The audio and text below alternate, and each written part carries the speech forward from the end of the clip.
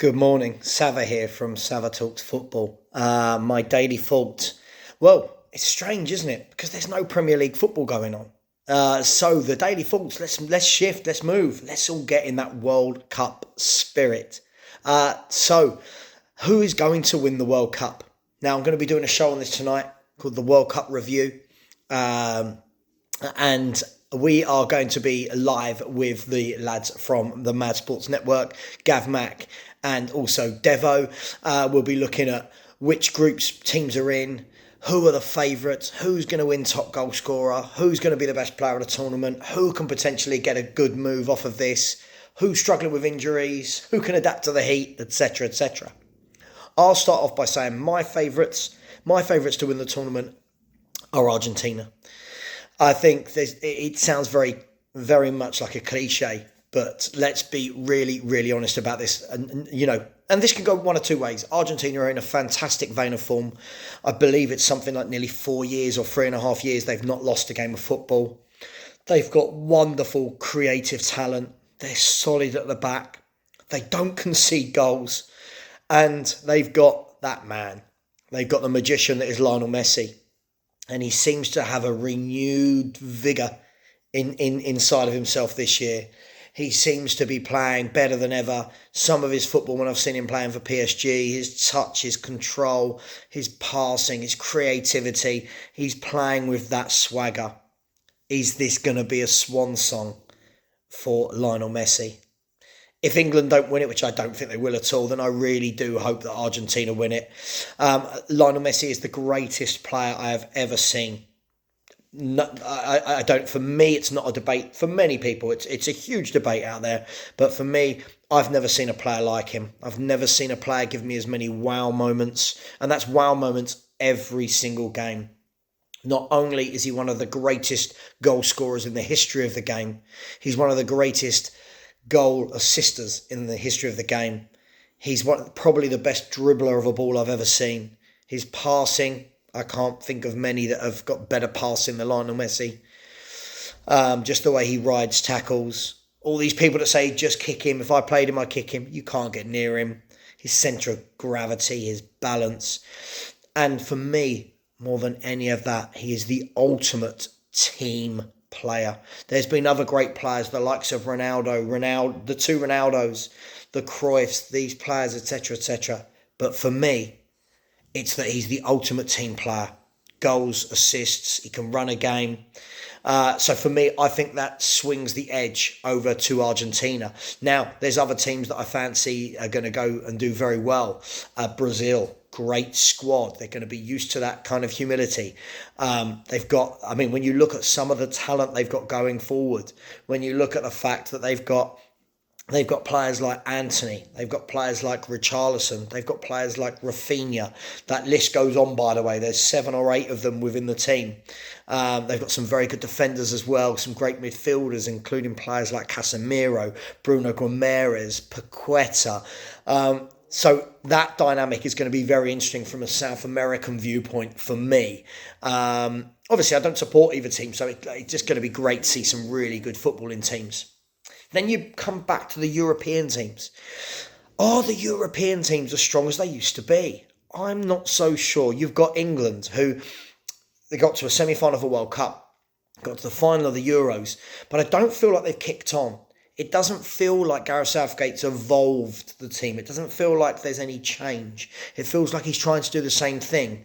And I'm just not sure that he's a good enough manager to get a team over the line. When you look at the squad England have got, no doubt that talent is oozing. If you had a more attacking manager, just by way of example, imagine Kane, Grealish, Maddison, Foden. Look, you can insert who you want, Saka, whatever, but the talent is there. But we know he doesn't do that. We know that these Foden types, the Maddison types, the Grealish types, they're more used as a substitute. They're more used as bit part rather than actually going out to play good football and win games that way on the front foot. Maybe like a certain Antonio Conte, but we won't go there today. So England have got a great squad. I just don't think they've got the manager to get them over the line. I then look at the likes of Italy aren't there. You've then got Germany, who for me are very much in a rebuilding phase. They've still got quite a lot of the old guard there, but they're also bringing through a lot of younger players like Musiala, Schlotterbeck, some very good players coming into that Germany team. So I'd never write a German team off because they've got the know-how, the experience, but I don't expect them to win it purely because of the amount of youth. Not saying they can't, but I just don't think they will. But I think the Germans will come back. They'll be very strong in the next few years. I look at Spain, another country gifted individuals all over the park. But something's been lacking, hasn't it?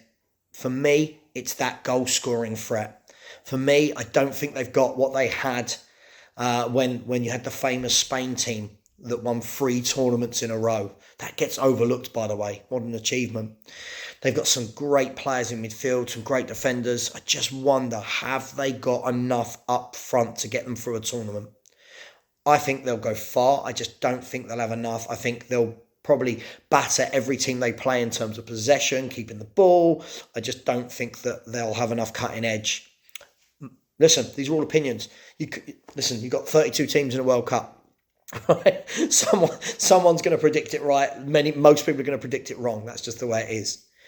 Then we look at some of the outside shots. France. I should mention France. For me, a lot of injuries. Something doesn't quite seem right with France as well. But again, can we write them off? Big players. A manager with know-how. Do we write them off? We saw in the last tournament when they were knocked out to Switzerland. Shouldn't have been. But they've got the players. Got some very big injuries though. So I think that's going to be an issue for them. I saw that Nkunku actually got injured yesterday and he's going to miss the World Cup, which is a real shame for all football fans because he's a wonderful player to watch. I'm sure Chelsea fans are looking forward to him if he joins there. Then you've got the outsiders. I start looking at countries like Denmark. Denmark, always talked about, good team. Very good team, good players, good ethos, nice style of football, creative forces like Eriksson, like Damsgaard. You've got Pierre Højbjerg in midfield. You've got players like Anderson at the back. Have they got enough? I think a country like Denmark will be good. I think there'll be a good package, but I just think they're going to fall short. Who knows? They're a good team. Then Serbia. Let's look at Serbia. I'm not going to go through every team, by the way, but I look at Serbia and I look at Milenkovic-Savic, Dusan Tadic, Vlahovic, Mitrovic. They've got players. They've got some Milenkovic at the back. They've got some very good players. I've put them down as my dark horse, but I'm also very wary that when people say, "Who's your dark horse?" I don't ever truly believe it means I think they're going to win it. I just think they're going to do really well. They've got some very talented individuals, and they're a good team. So we'll see how they go. Then we look Senegal. People have been talking about Senegal as a favourite for the tournament. As a favourite to go quite far. Have they got the players? Have they got the know-how? I think Mane is going to miss the first game. Other than that, have they got the squad? I'm not so sure. But listen, there's always a few teams that surprise you. So listen, I'm not going to go through any more teams. I truly believe Argentina will win it. And I will have Messi down as the golden ball. I think this is just his time to shine. And I'd love to see him win a World Cup and round off what has been a quite simply sublime career. And if anyone hasn't guessed yet, I'm a huge fan of Lionel Messi. This is the reason I watch football, to watch people like that, to get out your seat, to be wowed, to be awed. You know, Messi's not world class. Messi's not the level above that or the level above that. He's just simply an alien of football.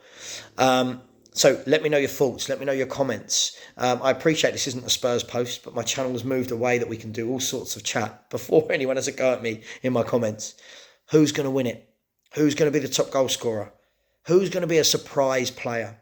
We're going to be covering all that tonight in the show in the World Cup preview. That's going to be with the boys from the Mad Sports Network. But please leave your thoughts in your comments. Who's going to win it? Who's your dark horse? Who's your golden boot? And which players are going to come out of it with their head held high? Harry Kane for golden boot? I don't know. Messi for golden boot?